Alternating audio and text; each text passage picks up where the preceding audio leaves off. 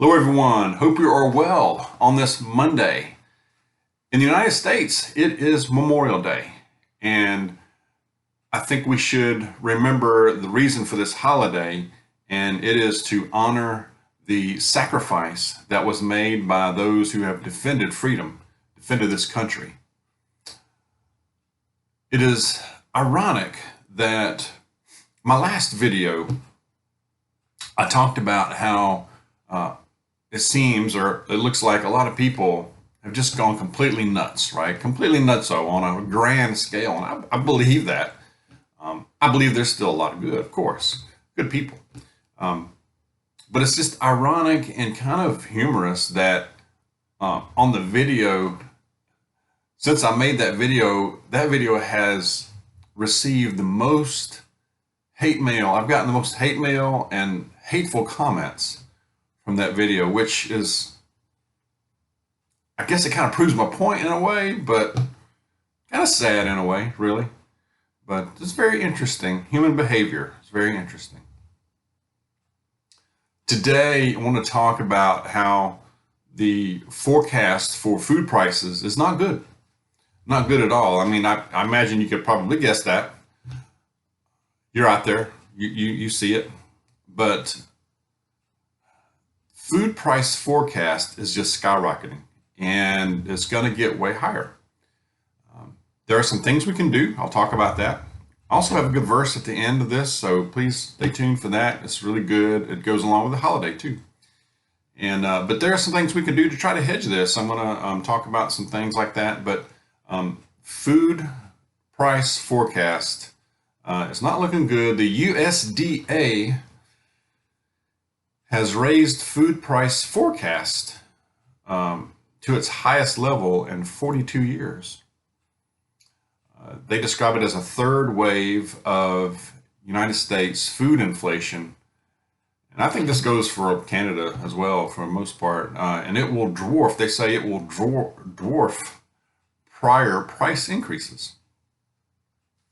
In a few months, you could very well see egg prices that could get to $1 per egg. So in other words, buy a dozen eggs, you're looking at about $12.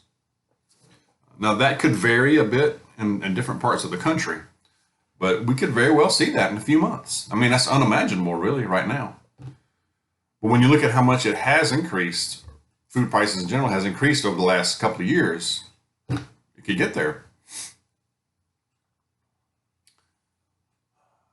You know, talking about the future of food prices, this kind of food, I mean, think about if you go back a little further, 2018, 2019. I mean, can you imagine we'd be talking about this kind of increase? No, I can't imagine it. They've increased in the last 6 months, even. If you look at your receipts, if you save your old receipts, it's alarming. It really is. With as much as they've increased just in the last 6 months, you could double that. You might be able to double that, and that could be your estimation. This is what they're estimating for food prices later this fall. This fall, not that far away. I think more and more people are not going to be able to afford the food they really need, or the amount they really need to stay healthy. Or I don't know how middle class and poor families with a lot of kids, I don't know how they're doing it. I really don't. I don't know how they're going to do it this fall. I really don't. Mrs. Dawg and I ate at a Chick-fil-A Friday night. We were out running some errands, and a young family came in. They had 6 children. Beautiful family. They sat a few tables down from us. Ms. Dawg was like, "You just don't see that too much anymore. That many, you know, a big family like that." And they were pretty young. But anyway, that just popped in my head.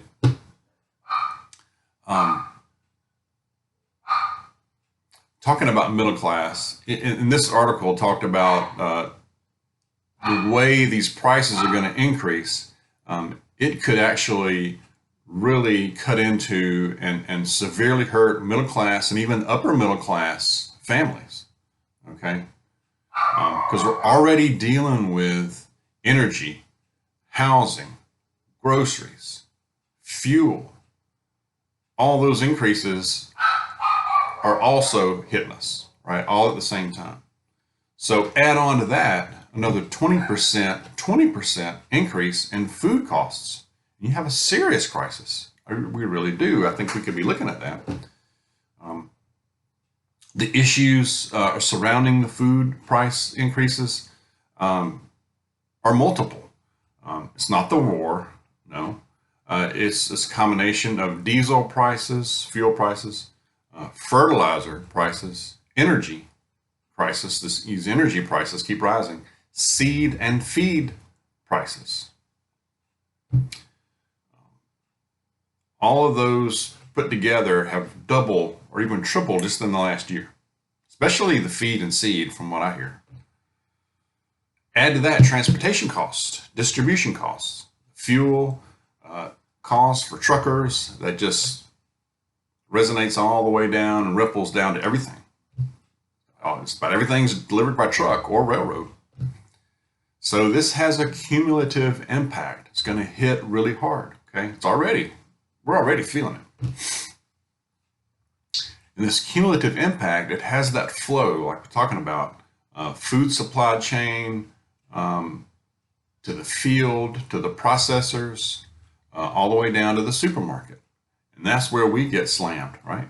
If there's any way to cut through that, if you know people who process meat or farmers or your local, that helps. But I think we're going to see the big price increases also going to be in the fresh foods, the produce. I think that's going to be a big shock to people. Okay, these people that are still walking around oblivious, they're going to see that and go, oh my gosh. Okay. But there are things we can do.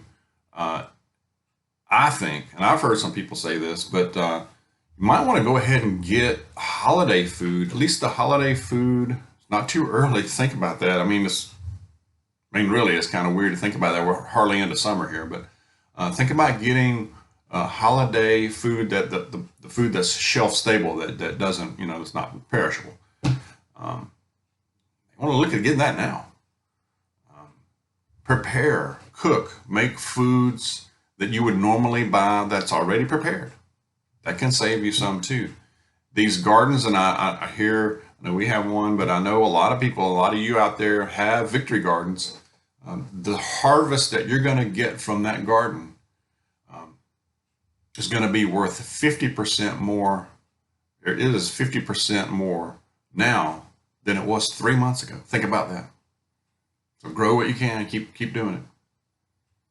And if you haven't started one, it's not too late. Not too late to start one, depending on your area, the country, of course, or where you live. Every bit of savings makes a difference. Wherever you can cut, share what you're doing, to cut some costs. Of course, couponing. What can you reuse? Even things like aluminum foil. Can you reuse it a couple times, or at least bottles, glass bottles? No waste. Try not to watch what you're throwing away. Make some meals that you can stretch. Meal prep and eat on that during the week a little bit. Eat some leftovers. Pack a lunch for work. If you're going out. If you're going on a road trip, pack your snacks and drinks. It saves. It's a lot cheaper than stopping at your gas stations, your quick trips, racetracks, whatever you have where you live, and buying that stuff then. Of course, pray. Let's keep praying every day. Absolutely. All right. I have a good verse that is very, I think, good for today, especially, or in general, really. It is from John 15, chapter 15, verse 13 says, "Greater love has no one than this, to lay down one's life for one's friends." And I believe for those who have made that sacrifice in any situation, I think theirs is the kingdom of heaven. I think they live in glory right now. That's my belief. They made the sacrifice. And we have a good model of that in Jesus, don't we? So let's have a good day out there. Be safe, be aware. God bless you. I'll see you soon.